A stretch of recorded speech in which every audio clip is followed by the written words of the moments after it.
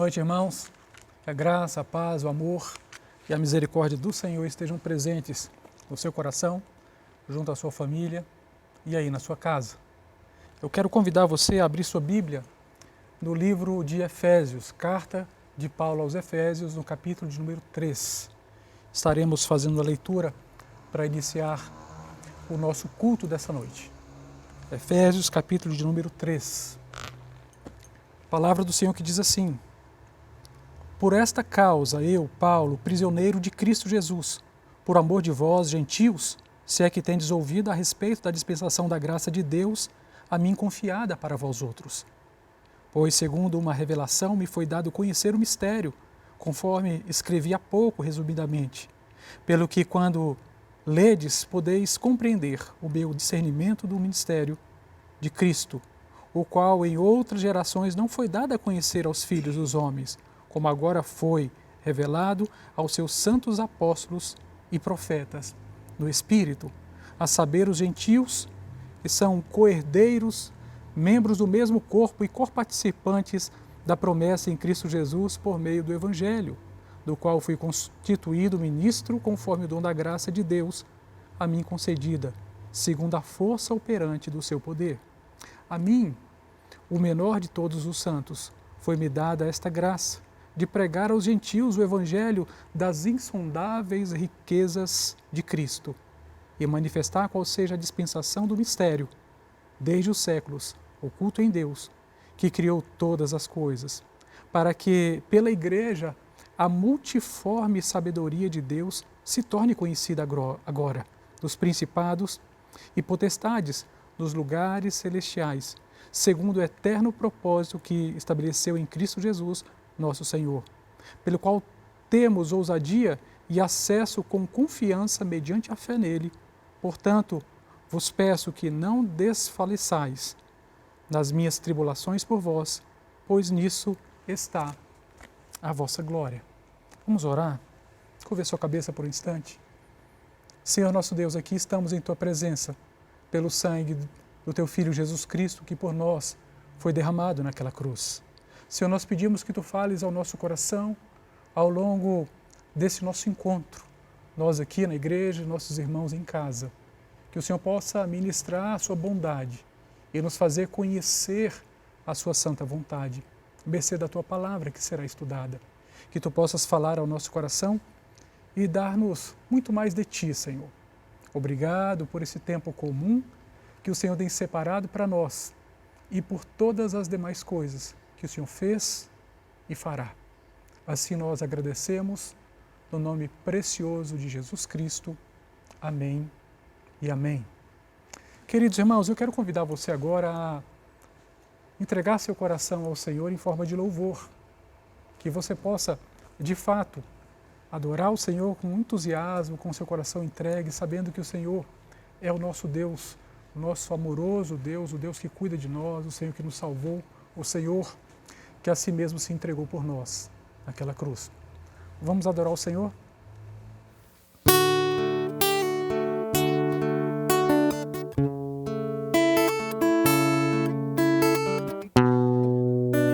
Boa noite, irmãos. Vamos juntos louvar ao Senhor, nosso Deus, Deus do impossível, que constrói caminhos onde não existe possibilidade alguma.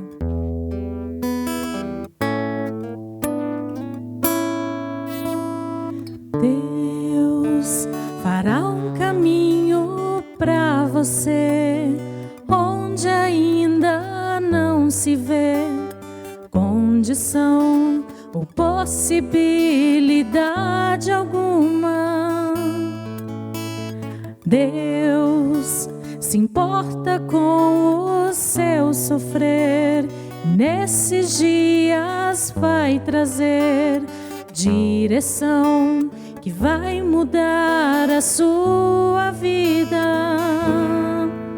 Sua noite findará e o seu dia chegará,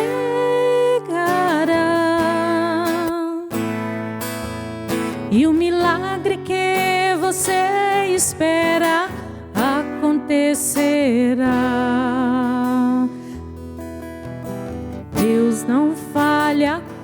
você, e tudo que Ele disse se cumprirá. Maravilhas Deus fará, abundância Deus trará. Quando Israel cercado estava, Deus abriu o mar. Deus fará um caminho e as portas que você precisa, Ele abrirá. Deus fará um caminho para você onde ainda não se vê condição ou possibilidade alguma. Deus se importa com o seu sofrer e nesses dias vai trazer direção que vai mudar a sua vida. Sua noite findará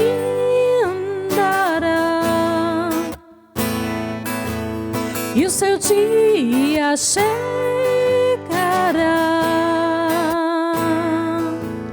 e o milagre que você espera acontecerá.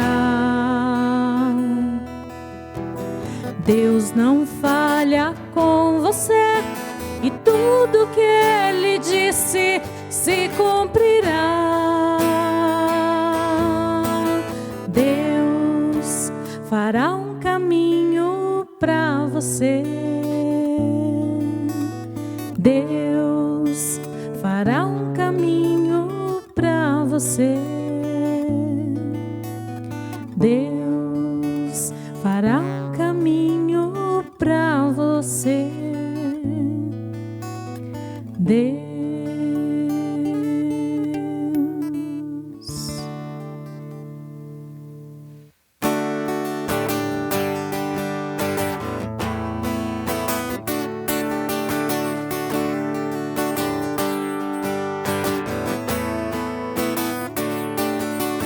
Jesus, em tua presença, reunimos-nos aqui, contemplamos tua face e rendemos-nos a ti. Jesus, em tua presença, reunimos-nos aqui, contemplamos tua face e rendemos-nos a ti. Pois um dia a tua morte trouxe vida a todos nós e nos deu completo acesso ao coração do Pai. O véu que separava já não separa mais. A luz que outrora apagada agora brilha e cada dia brilha mais. Só pra te adorar e fazer teu nome grande e te dar o louvor que é devido. Estamos nós aqui. Estamos nós aqui.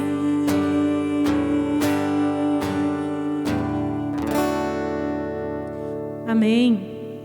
Louvado seja o Senhor, o Deus bom que cuida de nós, o Senhor que sempre está presente na nossa casa, no nosso trabalho, com a família, com os amigos, o Senhor que cuida de nós.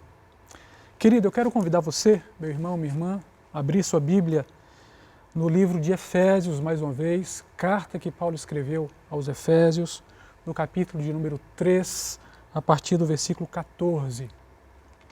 Efésios, capítulo 3, a partir do versículo de número 14. E vejamos aquilo que o Senhor tem para nós nessa noite. Louvado seja seu santo e soberano nome. Palavra do Senhor que diz assim: por esta causa me ponho de joelhos diante do Pai, de quem toma o nome toda a família, tanto no céu como sobre a terra, para que, segundo a riqueza da sua glória, vos conceda que sejais fortalecidos com poder, mediante o seu Espírito no homem interior. E assim habite Cristo no vosso coração pela fé, estando vós arraigados e alicerçados em amor, a fim de poderdes compreender com todos os santos qual é a largura, o comprimento e a altura e a profundidade. E conhecer o amor de Cristo que excede todo entendimento, para que sejais tomados de toda a plenitude de Deus.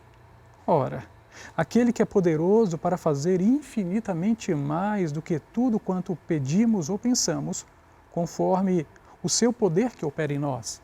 A ele seja a glória na Igreja e em Cristo Jesus, por todas as gerações, para todos sempre. Amém. Vamos orar mais um momento, mais uma vez. Senhor nosso Deus, aqui estamos em Tua casa. Aqui estamos nos lares, Senhor, a Tua Igreja. Aqui estamos em Tua santa presença para adorarmos o Senhor, como já temos feito. Mas também, Senhor, para ouvirmos a Tua voz, pela Tua palavra que será ministrada. Que Tu possas falar a cada coração, que nós possamos crescer na graça, no conhecimento e na sabedoria. E que todas as coisas sirvam para o louvor da glória do Teu santo e soberano nome. Fala, portanto, ao nosso coração, toma-nos por nossa mão direita e conduze-nos até os pastos verdejantes da Tua palavra. E que seja assim, Senhor. Eu oro no nome preciosíssimo de Jesus de Nazaré, Senhor nosso e Deus nosso. Amém. O título do estudo desta noite é Aprendendo a Orar com o Apóstolo Paulo. Aprendendo a Orar com o Apóstolo Paulo. Estamos dando sequência à nossa série de estudos na quarta-feira sobre homens de oração. E hoje vamos aprender um pouquinho sobre a oração de Paulo. Por óbvio, há uma grande quantidade de orações que são efetuadas pelo apóstolo Paulo ao longo de suas epístolas. Então nós escolhemos a epístola aos Efésios para entender um pouquinho o coração do apóstolo Paulo e ver aquilo que o Senhor tem para nós através da vida desse grande homem de Deus. Hoje trataremos da segunda oração que está presente na epístola aos Efésios. Talvez essa seja a oração mais conhecida do apóstolo Paulo, talvez seja também a mais estudada e a mais ensinada. Porém, deixe-me falar antes sobre a carta aos Efésios, para que a gente possa sanear, antes de começarmos, algumas dúvidas que porventura possam existir no nosso coração. Ela é uma das epístolas mais belas produzidas pelo velho apóstolo. Perceba que o primeiro contato de Paulo com os Efésios ocorre no final da sua segunda viagem missionária. Está lá em Atos, no capítulo 18, versículo 19. Mas foi na sua terceira viagem missionária que efetivamente Paulo plantou a igreja em Éfeso, conforme está em Atos, no capítulo 19. Paulo dedicou cerca de 3 anos nos trabalhos de evangelização e de discipulado. Foi necessário que ele fizesse uma série de correções doutrinárias para que a igreja pudesse nascer de forma substancial, abalizada na boa doutrina. Na carta aos Efésios, Paulo não lida com problemas específicos. Ele não lida com problemas doutrinários, mas também não lida com problemas de ordem prática. Não foi nada disso que deu origem à carta aos Efésios. A carta aos Efésios, queridos irmãos, parece muito mais um sermão com interlúdios de orações e vigorosas doxologias, que são glorificações. Podemos, então, chamar o capítulo 1 do livro de Efésios como o capítulo das bênçãos espirituais em Cristo Jesus. Para Paulo, ser cristão é estar em Cristo. Está em Efésios 1, versículo 1. É ser escolhido por Cristo. Capítulo 1, versículo 3. Adotados por Cristo, aceitos do amado, remidos e perdoados em Cristo. Aos crentes é desvendado e revelada a vontade de Deus. Todas as coisas procedem de Cristo.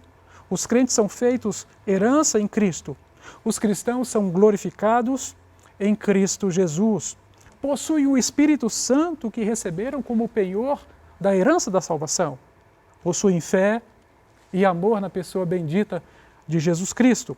Alcançaram também sabedoria em Cristo.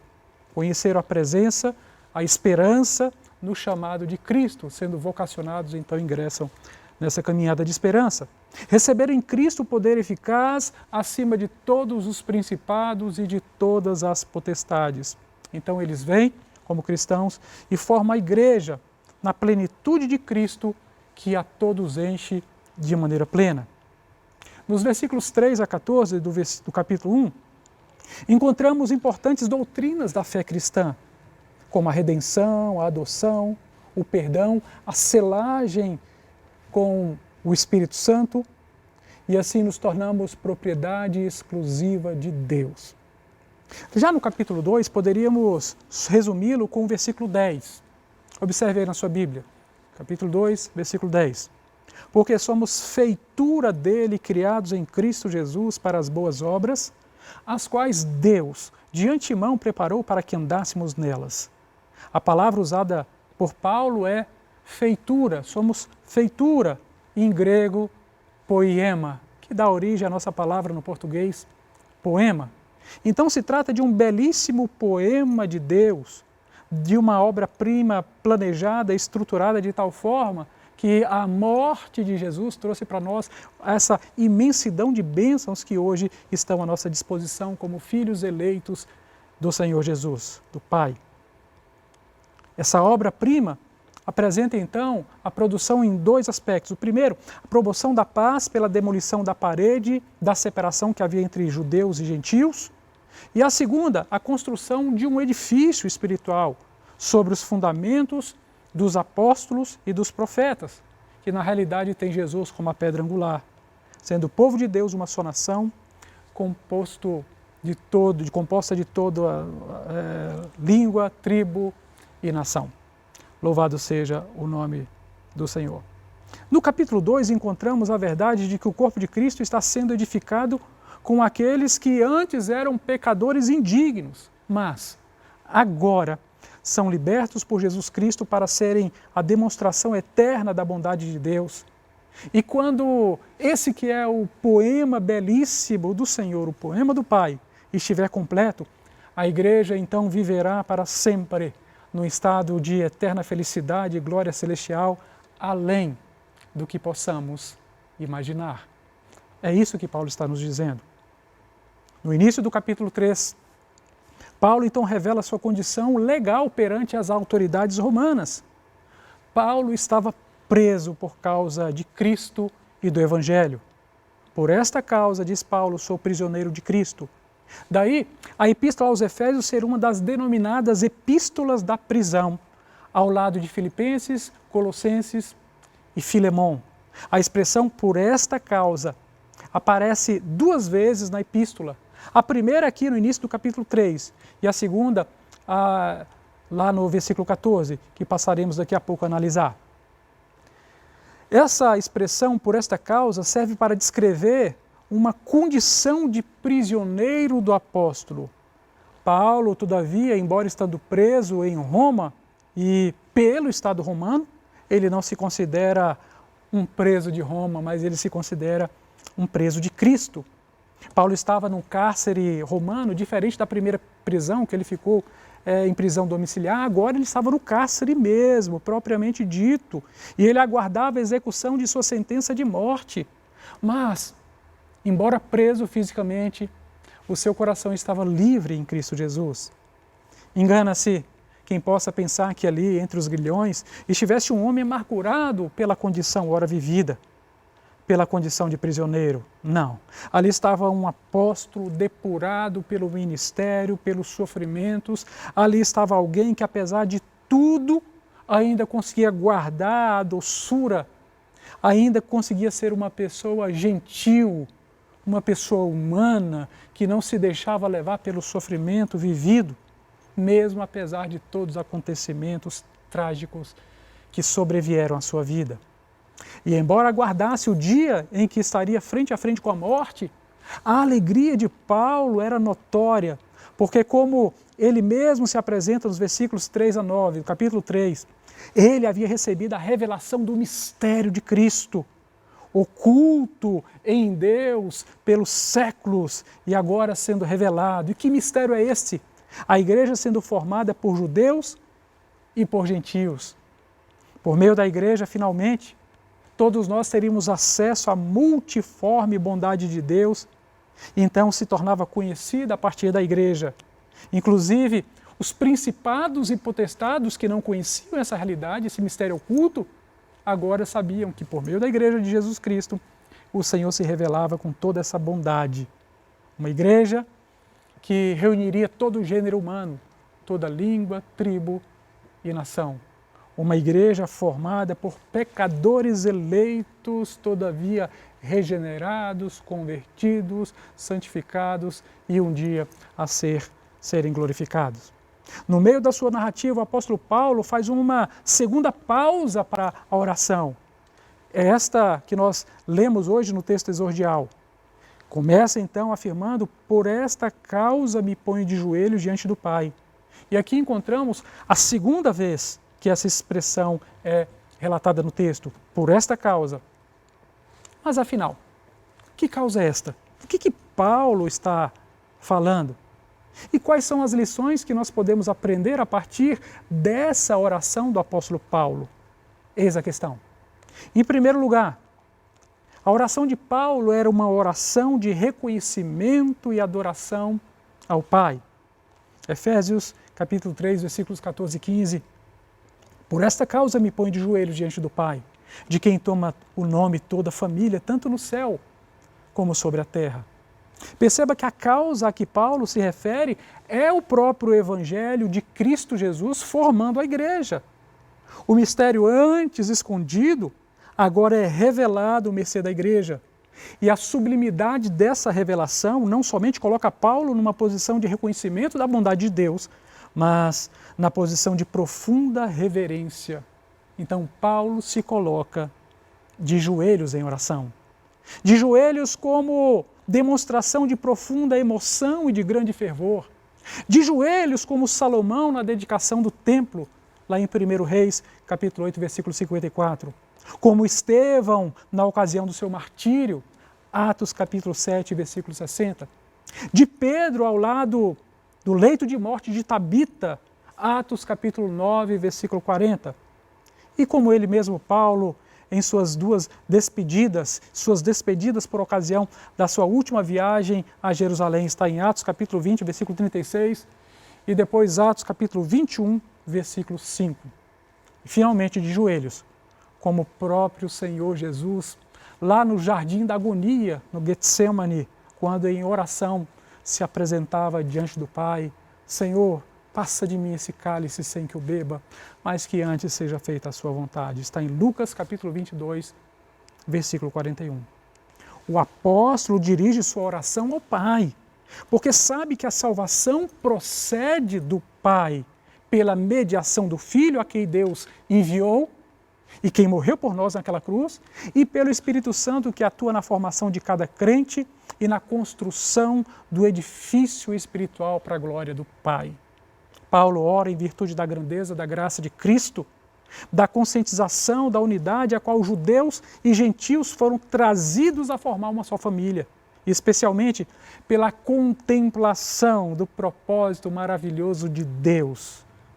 Paulo observava tudo isto e tinha seu coração em festa na presença do Senhor, do Todo-Poderoso. Com a expressão de quem toma o nome toda a família, tanto no céu como sobre a terra, Paulo reconhece que Deus é o Pai de todos e que a paternidade é vista com perfeição apenas nele e que é ele a quem os homens devem dirigir a sua oração. Finalmente, que não há nenhuma família que possua autoridade que não deriva de Deus. Paulo está orando ao Pai em nome do Filho e pelo Espírito Santo. E assim nos ensina também a fazê-lo. Orar ao Pai em nome do Filho e pelo Espírito Santo. É assim que você ora, irmão. É assim. É assim, minha irmã. Entregando o seu coração abrindo, descortinando o seu coração àquele que vive para sempre, orando ao Pai em nome do Filho e pelo Espírito Santo. Que seja assim para a glória do nome do Senhor. Segunda, uma oração que suplica pelo poder do Espírito. Efésios capítulo 3, versículo 16, diz exatamente assim: para que, segundo a riqueza da sua glória, vos conceda que sejais fortalecidos com poder mediante o seu Espírito no homem interior. Paulo ora por poder, mas não é qualquer poder. Não é o poder que o mundo conhece, não é pelo poder político, não é pelo poder econômico, não é pelo poder material, mas Paulo ora pelo poder do Espírito, o poder que é concedido diretamente pelo Espírito Santo e que o capacita a seguir em frente. O poder do Espírito é o único que pode fortalecer o homem interior e habilitar o cristão a enfrentar todas as circunstâncias, todas as vicissitudes, todas as dificuldades que venham se apresentar em sua vida. Inclusive ele mesmo, Paulo, podendo estar preso, aguardando o dia da execução da sua sentença de morte. Então Paulo sabia muito bem o que estava falando. Paulo não estava preocupado com coisas materiais, não. Não estava preocupado em fazer fortuna, não estava preocupado em adquirir bens, não estava preocupado com coisas efêmeras que nos cercam nesse mundo material. Não. Paulo estava preocupado com aquilo que pode encher o nosso coração, com a presença do doce Espírito, Espírito Santo de Deus. Muitos cristãos hoje em dia estão preocupados exatamente com as coisas materiais, em adquirir mais, em ganhar mais, em acumular mais, e se esquecem de buscar aquilo que é eterno. E você, irmão? E você, minha irmã? Você tem buscado, de fato, as coisas que são eternas, que são espirituais, aquilo que nos aproxima do Senhor nosso Deus? Ou será que você está tão preocupado com as coisas materiais que já não sobra tempo algum para as coisas do Espírito? Pense sobre isso. Terceira lição. Uma oração que suplica pela habitação de Cristo no coração. Uma oração que suplica pela habitação de Cristo no coração. Vejamos Efésios capítulo 3, versículo 17. Palavra do Senhor que diz: e assim habite Cristo no vosso coração pela fé, estando vós arraigados e alicerçados em amor. Percebe as palavras do apóstolo? Cristo habitando no nosso coração, será possível então que o infinito se comporte no finito? Será então que é isso mesmo que o apóstolo Paulo está falando? Sim.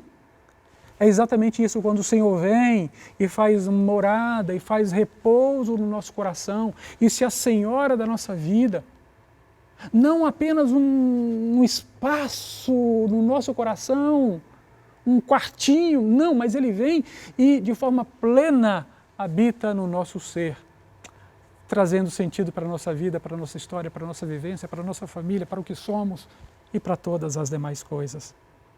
A oração de Paulo é uma oração que nos faz entender que somente Cristo habitando no nosso coração dá ao homem capacidade para continuar vivendo com tantas incertezas, com tantas inseguranças.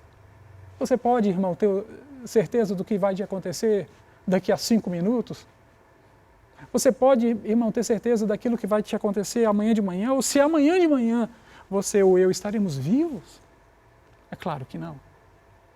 Paulo está dizendo, você precisa ter Cristo habitando no seu coração. É isso que vai fazer sentido na sua vida, é isso que vai fazer diferença na sua vida, é isso que vai trazer qualidade de vida para você. Cristo presente no nosso coração. Mas como isso vai acontecer? Por meio da capacitação do amor fraternal. É como eu olho para o meu irmão e como eu entendo o meu irmão, como eu me aproximo do meu irmão, como eu me preocupo com o meu irmão. Quando eu demonstro esse amor sincero que o Senhor colocou no meu coração. Quando eu cuido do meu irmão e da minha irmã. Porque é o amor que nos aproxima de Cristo. Ninguém pode dizer que ama a Cristo se não amar o próximo. É mediante o amor de Jesus que podemos amar uns aos outros. Então funciona exatamente assim. Em primeiro lugar, nós recebemos o amor do Pai pela ação direta do Filho e do Espírito Santo. E uma vez recebendo esse amor, somos agora capacitados a amar o nosso próximo de maneira sincera. E não apenas de palavras. Não tem nada a ver com aquele aí, tá tudo bem com você? Quando a gente, de fato, parece que não estamos preocupados se está tudo bem. Mas é nos preocuparmos com a vida da pessoa, nos preocuparmos com o sofrimento da pessoa, é desenvolvermos a empatia de estarmos com a pessoa na hora do seu sofrimento, da sua dor. É nos compadecermos com o sofrimento do nosso irmão e da nossa irmã. Para descrever a importância do amor, então Paulo agora vai apresentar duas metáforas.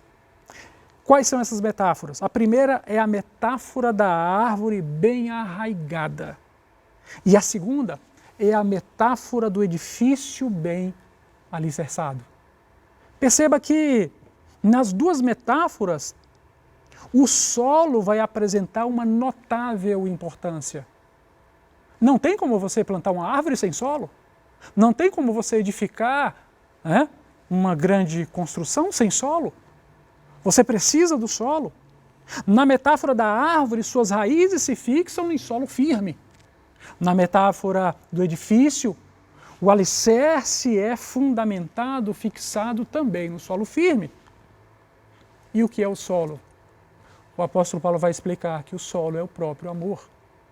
Então é por meio do amor, o amor que recebemos do Pai, que agora nós dividimos com os nossos irmãos, que nos faz, de fato, sermos uma árvore bem arraigada e sermos um edifício bem estabelecido. Somos assim? Ou não? Perceba que Paulo vai dizer que sem esse amor não haverá o elan, a liga, não haverá o elo. Precisamos amar, assim como recebemos o amor do nosso Pai.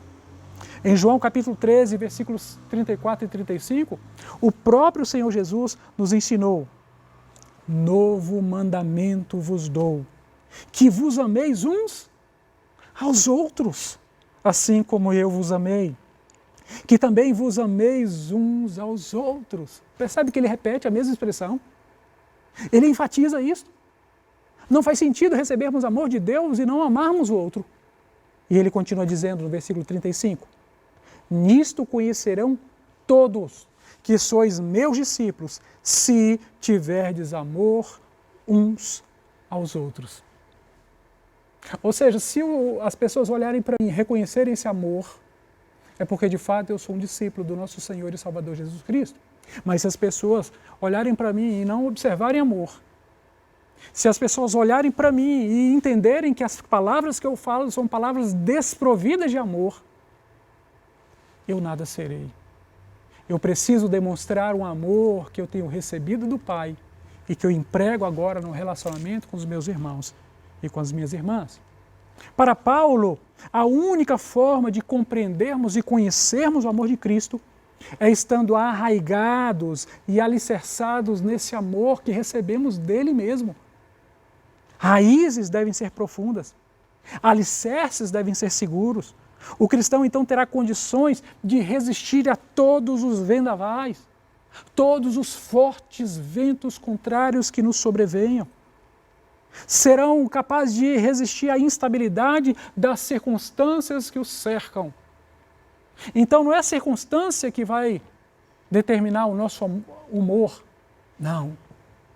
Mas é a própria palavra do Senhor, que pela fé nós a recebemos como verdadeira e através disso nós podemos nos apresentar a esse Deus maravilhoso, adorá-lo e bendizê-lo. A oração de Paulo nos desafia a observarmos as nossas próprias raízes e os nossos próprios alicerces. É o desafio de Paulo que nos faz olhar para as nossas bases e refletirmos se somos de fato firmes ou não. Qualquer coisa vai retirar a sua alegria de estar na presença do Senhor. Qualquer coisa vai demover você de estar vivendo na presença do Senhor.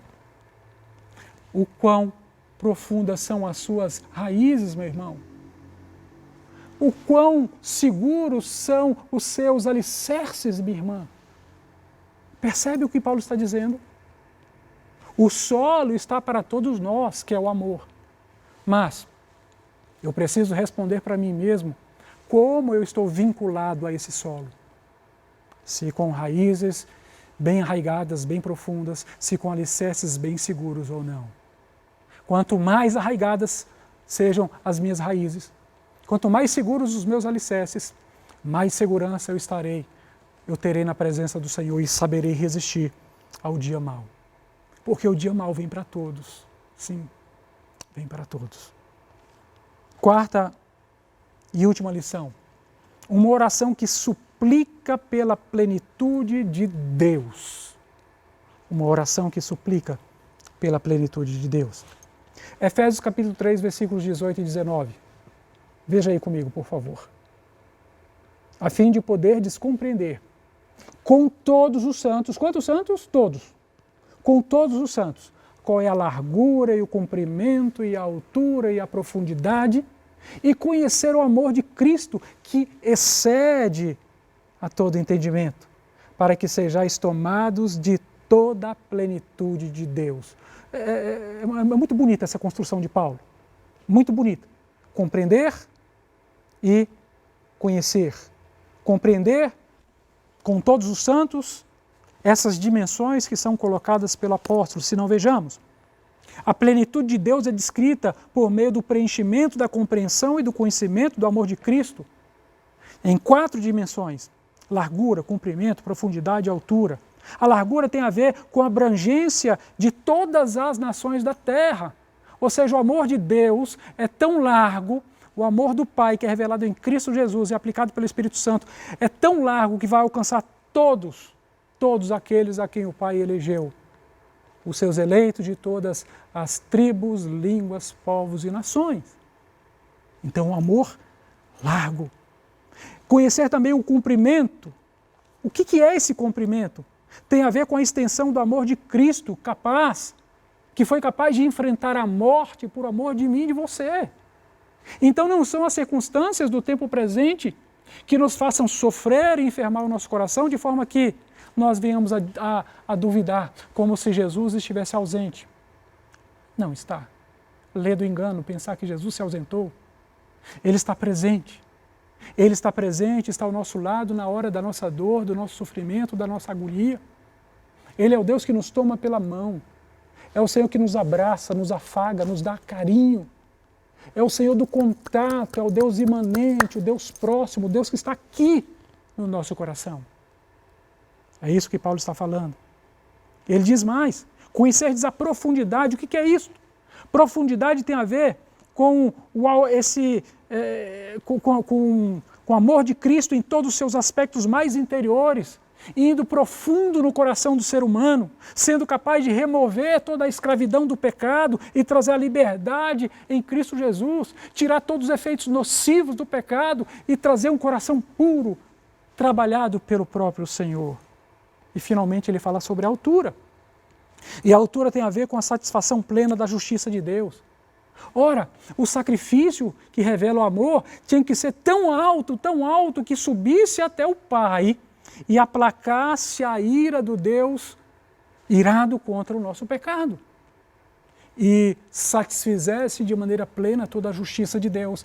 E assim, de forma que nós tivéssemos a segurança de dizer, somos salvos em Cristo Jesus, o seu sangue foi derramado na cruz, e tudo aquilo que era necessário para que a ira do Pai fosse removida, foi removida, e hoje, de fato, nós podemos chamá-lo de Pai. É isso que o apóstolo está nos dizendo. Para Paulo, temos acesso a essas 4 dimensões do amor de Cristo. E ele vai apresentar isto de maneira, com 2 expressões muito importantes, compreender e conhecer. Mas antes disso, olhe para a expressão com todos os santos. Verificou no texto? Com todos os santos. Nos aponta a realidade de que a plenitude só pode ser alcançada na comunidade dos eleitos. E aí, querido, acho muito importante ressaltar que essa compreensão com todos os santos tem que demover da minha mente, do meu coração, a tentação de sermos cristãos isolacionistas. Não existe membro fora do corpo. Não. O membro está vinculado ao corpo. Não há condição de o Senhor ter chamado alguém para ser um crente ermitão, eremita, que se isola no monte, que fica sozinho, porque não quer sofrer com os reveses do mundo, ele não quer sofrer com as coisas que estão acontecendo ao seu redor. Ele não vive na igreja porque não quer ser machucado pelos outros, porque, afinal de contas, relacionamentos humanos machucam.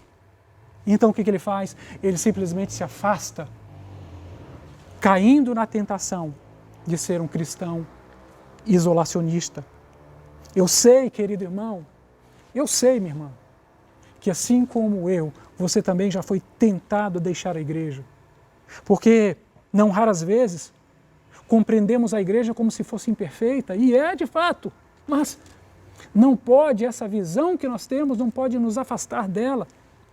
Eu sei que muitas vezes a igreja se torna até mesmo hostil, mas foi por ela que Cristo morreu naquela cruz. E se Jesus não desistiu da sua igreja, por que você vai desistir, irmão? Se o Senhor não desistiu de você, por que você vai desistir dos outros? É isso que Paulo está falando. E agora, chamando a atenção novamente para entender essas 4 dimensões do amor de Cristo, ele apresenta para nós 2 palavras, 2 verbos, o verbo compreender e o verbo conhecer. A palavra compreender tem a ver com a capacidade cognitiva do cristão, tem a ver com o entendimento intelectual.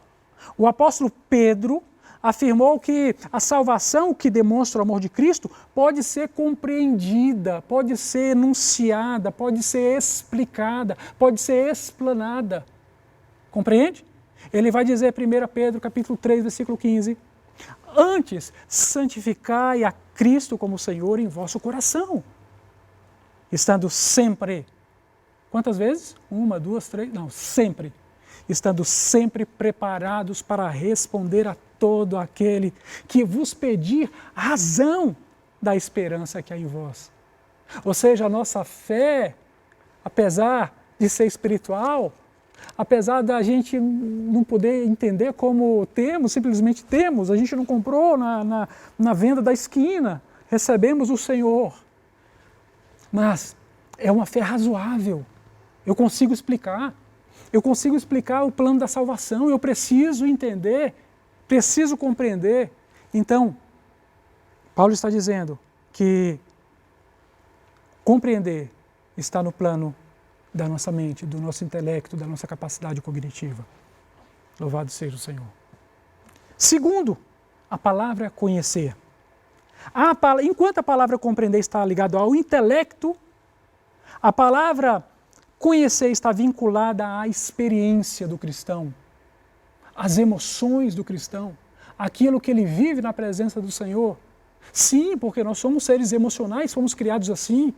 E é bom que nos emocionemos também na presença do nosso Deus. O que não pode é a gente fabricar emoção. Aí não. Mas vivermos com emoção, a emoção que vem do Espírito Santo, a coisa mais linda que existe. Compreender e conhecer.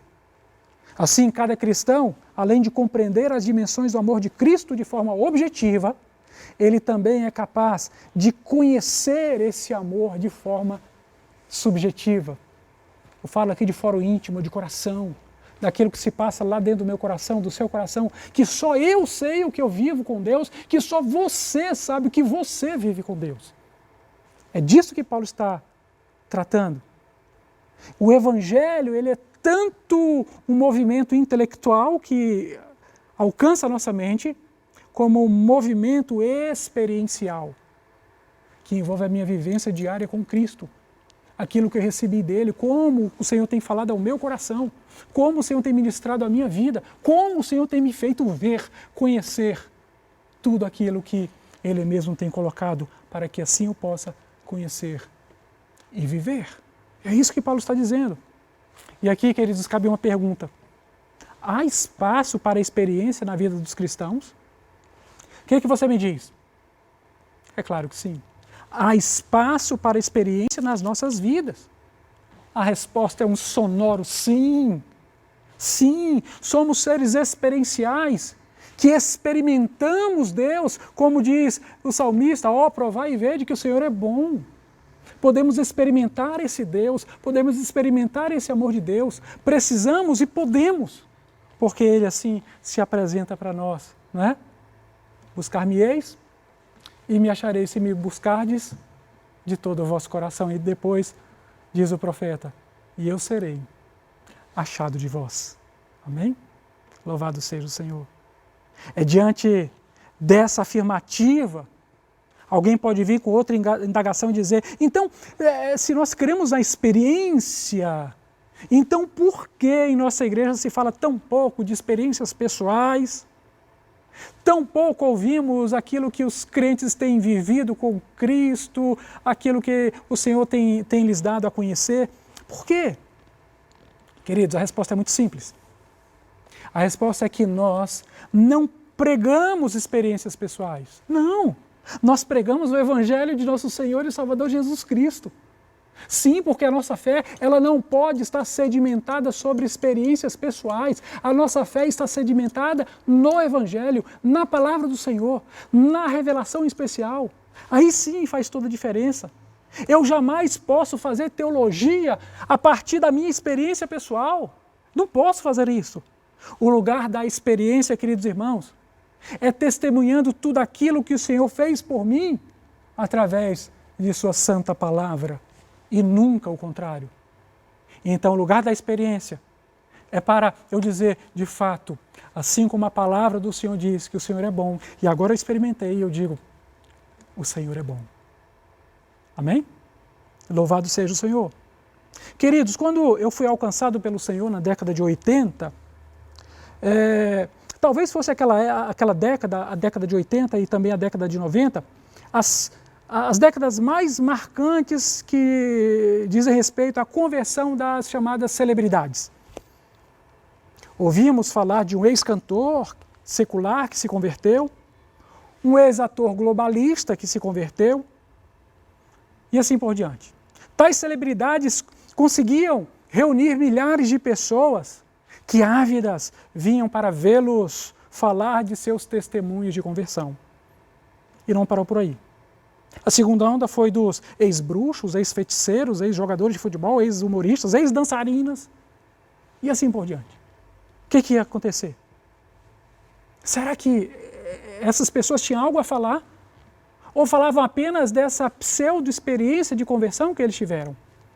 E muitos ficaram apenas aí. Eu não quero dizer que a conversão não tenha sido genuína. Mas o que eu quero dizer, queridos, que a nossa pregação não pode se basear numa experiência pessoal. Muitas dessas pessoas, anos se passavam, e elas continuavam pregando a mesma experiência de conversão. Falando, inclusive, muitas vezes, ressaltando mais sobre a vida pérfida que viveram no passado, do que sobre a experiência da regeneração e da conversão em Cristo Jesus. Mas, como se diz por aí, havia algo de estranho no reino da Dinamarca. À medida em que o tempo passava, a pregação de muitas dessas ex-celebridades continuava em torno do mesmo testemunho de conversão. A mesma coisa. E é claro, queridos, não demorou muito até que a verdadeira igreja do Senhor Jesus acordasse para a necessidade do verdadeiro e genuíno alimento espiritual, que só pode vir por meio da revelação especial que é a palavra do Senhor. É disso que nós precisamos. A igreja não carece do estrelismo de nenhum de seus membros. Sejam pastores, sejam cantores. A igreja carece da plenitude de Deus, que só pode ser alcançada por meio do entendimento e do conhecimento da pessoa maravilhosa de Jesus Cristo, Senhor nosso e Deus nosso. Aleluia. E você, querido? Você conhece de fato, compreende e conhece? A sua razão, o seu intelecto te faz entender a revelação especial que agora é apresentada a você, e a sua experiência te faz confirmar tudo aquilo que a palavra tem dito, porque o Senhor tem dito para mim e para você, que nós podemos prová-lo, e ao provarmos esse Deus, vamos ver o quanto Ele é bom. Louvado seja o Senhor. Essa é a pergunta que não se cala.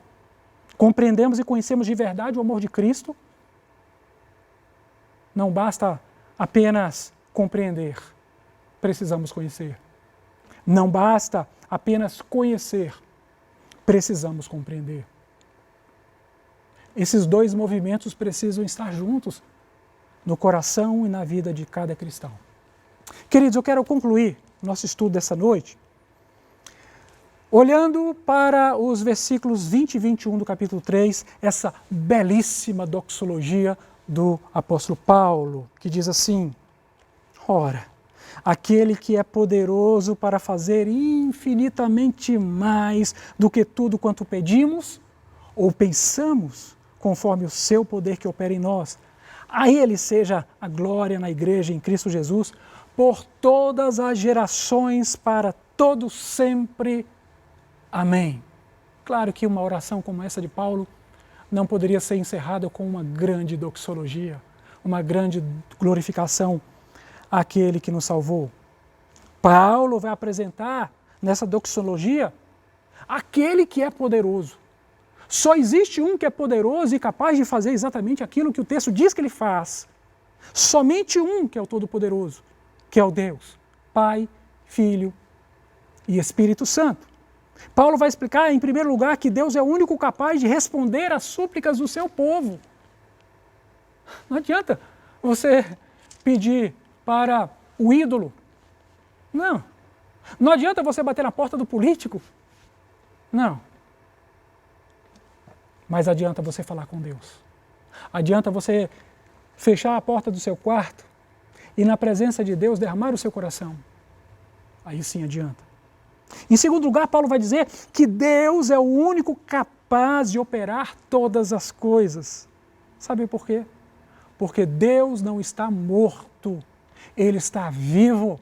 Tentaram matar Deus no século XIX, não conseguiram. Deus está vivo, Ele reina soberanamente. Ele está hoje na sua casa, cuidando dos seus, da sua família, da sua esposa, do seu marido, dos seus filhos.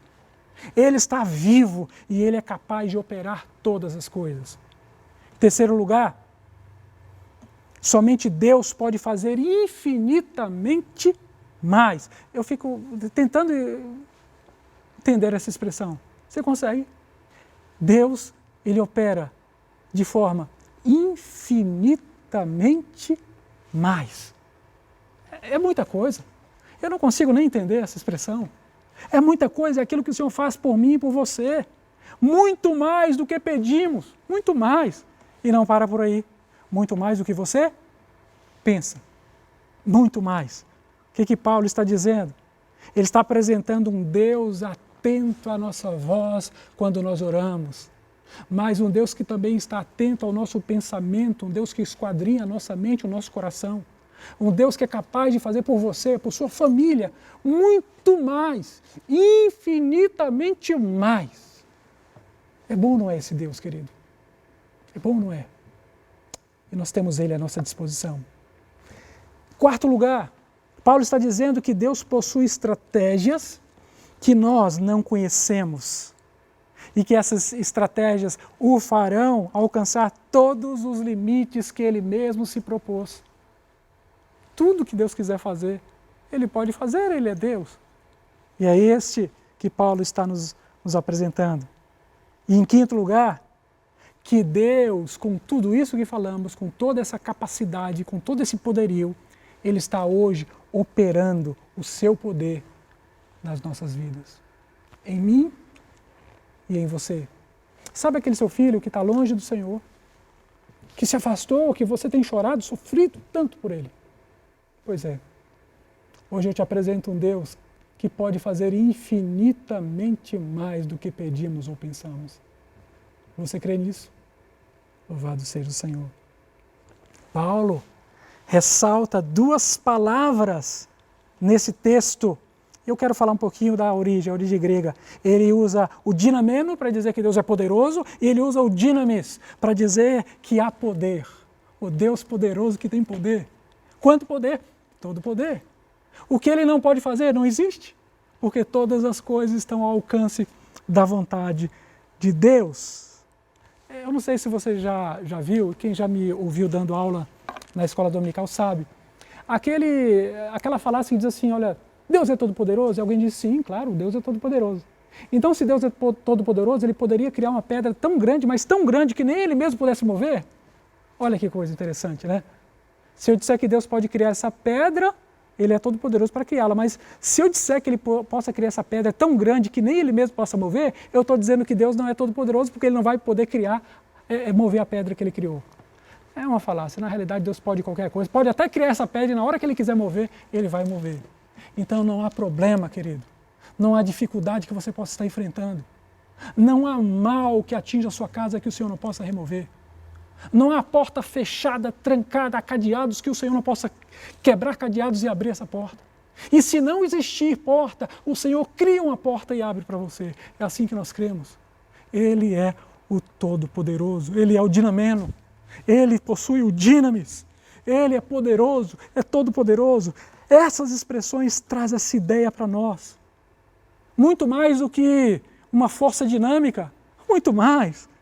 Ele apresenta a ideia do Deus em movimento. Quem é nosso Deus?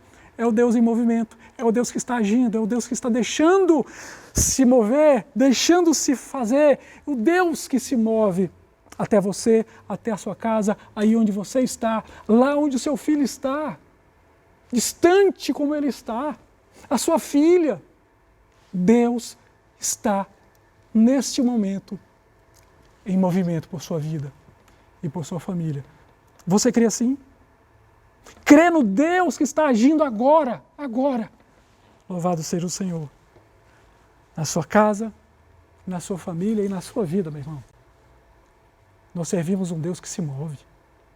Um ídolo de pedra não pode ir para lugar nenhum. O nosso Deus, Ele é o Dinameno que possui Dinamis. O Deus Todo-Poderoso que possui todo o poder. E Ele age em seu favor. Deus não tarda nem falta, Ele vem na hora certa. Você crê assim? Num Deus que pode operar infinitamente mais de tudo aquilo que você pede e que você pensa.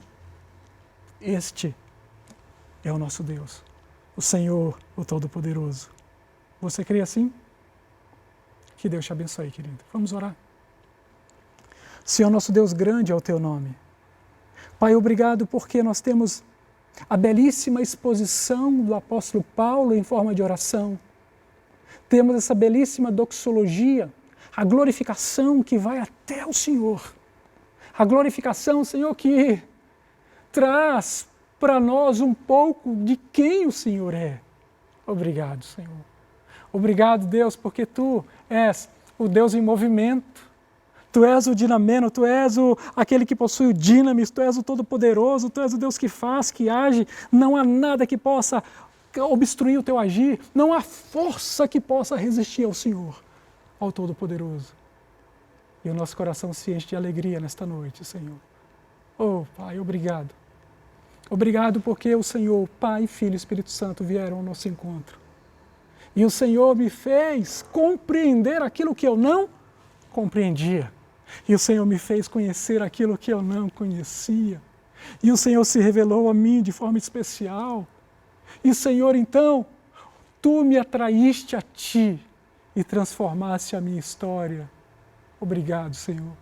Obrigado porque a nossa pregação não se resume a experiências pessoais, mas a proclamação da verdade que é a Tua palavra, o que pode, o que nos traz esperança, confiança e o que muda a nossa história.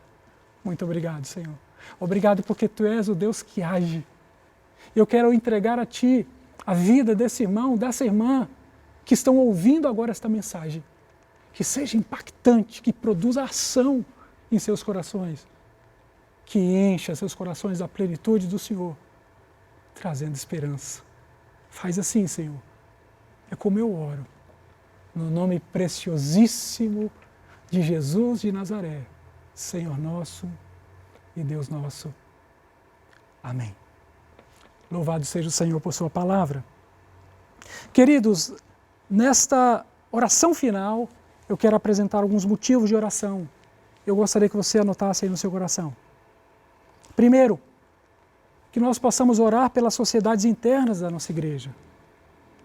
pela nossa UCP, Departamento de Crianças, pelos juniores, a UPJ, pela UPA, né, a nossa Sociedade de Adolescentes, pelos nossos jovens, a UMP, União de Mocidade Presbiteriana, pela nossa SAF, Sociedade Auxiliadora Feminina, pela Vida Frutífera, os nossos idosos, pelo Entre Amigos, pelo Entre Amigas, pelo Integrar, por missões, pela infância, enfim, por tudo aquilo que compõe a Igreja Presbiteriana de Brasília. Ore por isso, querido, em nome de Jesus. Ore também pelos pastores e por suas famílias. Nós somos muito atacados pelo inimigo, então esteja orando por nós.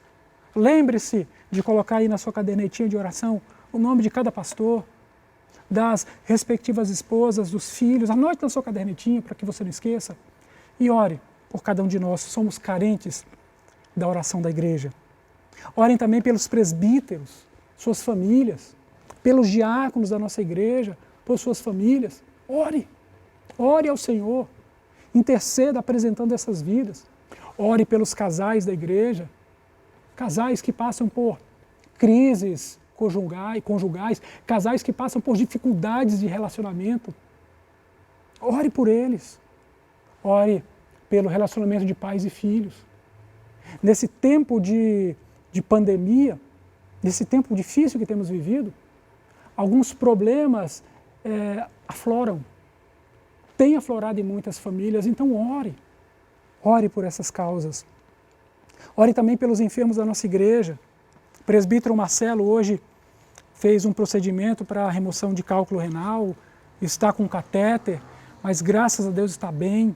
Recebemos notícia da Juliana, sua esposa, graças a Deus. Pelo presbítero Hércules, que passou hoje por um cateterismo, também está bem, deu tudo certo, graças a Deus.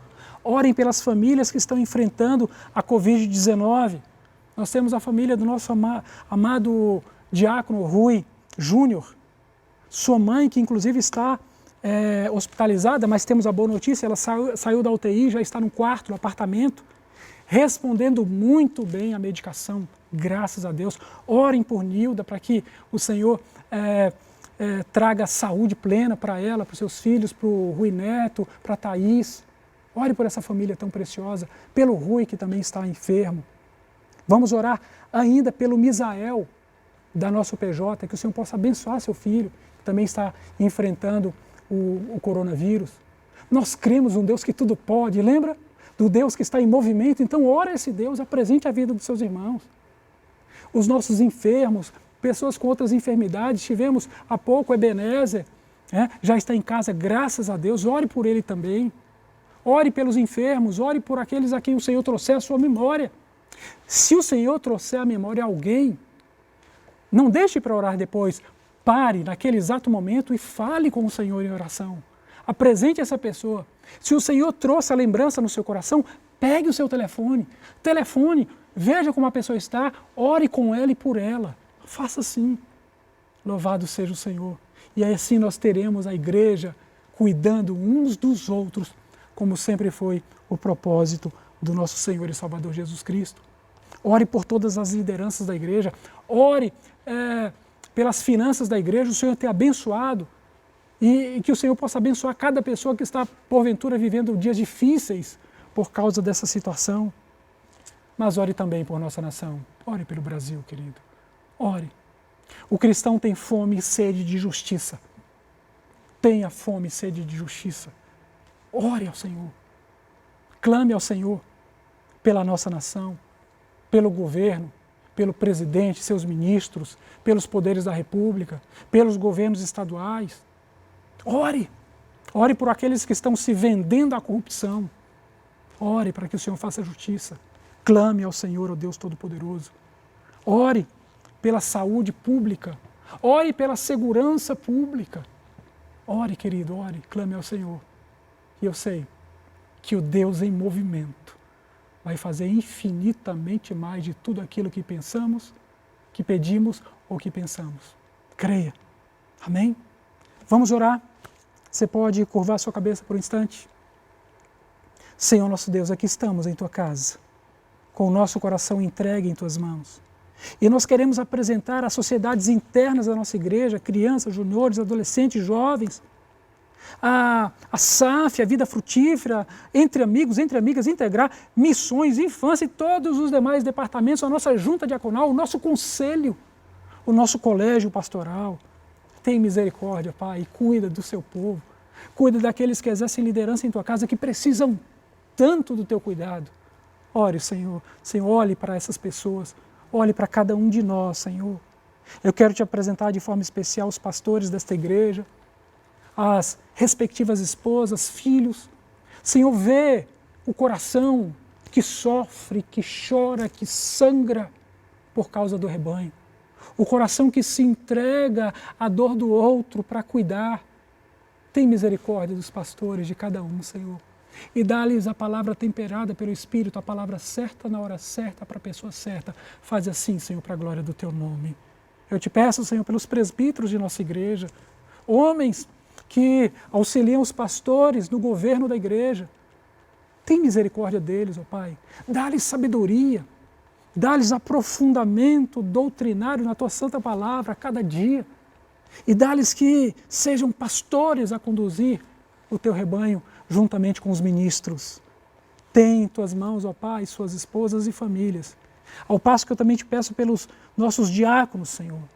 Ó Senhor, abençoa o trabalho de suas mãos, o serviço que realizam em sua casa. Abençoa suas esposas, filhos, enfim. Toma conta, Senhor, dos oficiais dessa igreja. Senhor, eu oro pelos casais. Quantos casais estão vivendo tempos de crise, de dificuldade? Quantos casais, por causa desse tempo triste, difícil que temos vivido, têm coisas aflorando e relacionamentos que têm se tornado difíceis? Tem misericórdia, Pai. Vê, Pai, o relacionamento de pais e filhos. Converte o coração dos filhos aos pais e dos pais aos filhos. E, Senhor, traz a tua paz. Que cada lar, o lar do meu irmão, da minha irmã, sejam conhecidos como lares de paz. Faça assim, Senhor, para a glória do teu nome. Pai, eu te apresento os enfermos da nossa igreja, presbítero Marcelo, que está convalescendo, Senhor, por causa de problemas renais, cálculos renais, que o Senhor possa abençoar o teu filho a expelir os cálculos que porventura ainda existam, ou fragmentos. Abençoa o teu filho, Pai. Abençoa também o presbítero Hércules, que passou hoje por um cateterismo. Sê com teu filho, guarda-o sob sua potente mão. Abençoa, querido Deus, as famílias que estão enfrentando a Covid-19. Rui Júnior, sua querida esposa Nilda, sua mãe Zilda, que está internada, mas respondendo bem ao tratamento. O Rui Neto, a Thaís, enfim, toma essa família preciosa, querida, tão amada dessa igreja, em tuas mãos, Senhor, e traz cura. Assim que nós oramos, te apresentamos as demais lideranças da igreja, cada um, Senhor, cada liderança, aqueles que foram mencionados, os que não foram mencionados, desde a administração da igreja, a tesouraria da igreja, aqueles que trabalham na igreja, funcionários da igreja, enfim, todos que fazem parte da Igreja Presbiteriana de Brasília. Que seja a tua mão sobre a vida deles, no nome de Jesus. E finalmente eu te peço, Senhor, pelo nosso país. Temos visto tantas coisas lamentáveis, Senhor. Temos visto tantas coisas tristes, Senhor. A tua palavra diz, ai daquele que chama o mal de bem. Tem misericórdia, Senhor. Tem misericórdia da notícia mentirosa, tem misericórdia do teu povo que recebe muitas vezes notícia mentirosa. E, Senhor, age com justiça naqueles que promovem a desinformação do povo por motivos enganosos, fraudulentos, Senhor. Sê com eles, ó Pai. Nós, Senhor, temos fome e sede de justiça. Tem misericórdia da nossa nação. Tem misericórdia, presidente da nação, dos ministros de Estado, dos demais poderes da República, dos governos estaduais, em todos os níveis, em todas as instâncias. Tem misericórdia, Pai. E ser conosco. E fica conosco, Pai, dando-nos um decurso de semana abençoado em Tua presença. Cada um de nós. Eu na minha casa, meu irmão e minha irmã em suas casas. Todos nós, Senhor, sendo abençoados por Ti. Finalmente eu te peço, Senhor, toma-nos por nossa mão direita e conduza-nos até os pastos verdejantes da Tua palavra e que nós sejamos como a árvore plantada junto à corrente das águas, cuja folhagem não murcha e cujo fruto vem na estação própria. Senhor, que sejamos como a terra fértil, que ao receber a boa semente da palavra, sejamos propícios ao germinar, ao crescer, ao frutificar, e frutificando seja 30, 60 e 100 por um para a glória do Teu nome. Prepara, Senhor, uma mesa perante os nossos inimigos e que o nosso cálice transborde. Dá-nos, Senhor, uma boa medida, medida sacudida, recalcada e transbordante, para que nós possamos ter para nós, para os nossos, e para que possamos também exercer misericórdia na vida de todo aquele que precisa. Abençoa, Senhor, a nossa casa, abençoa a Igreja Presbiteriana de Brasília, abençoa o missionário que está no campo, abençoa, Senhor, a igreja que sofre perseguição aqui no nosso país e fora. Sê com teu povo, Senhor. É assim que eu oro. E eu te peço que, no nome de Jesus, o Senhor possa ficar conosco e nos dar sua bênção. Que o Senhor te abençoe e te guarde. Que o Senhor faça resplandecer o seu rosto sobre ti e tenha misericórdia de ti. Que o Senhor sobre ti levante o seu rosto e te dê a paz. Receba esta bênção e o nosso forte abraço.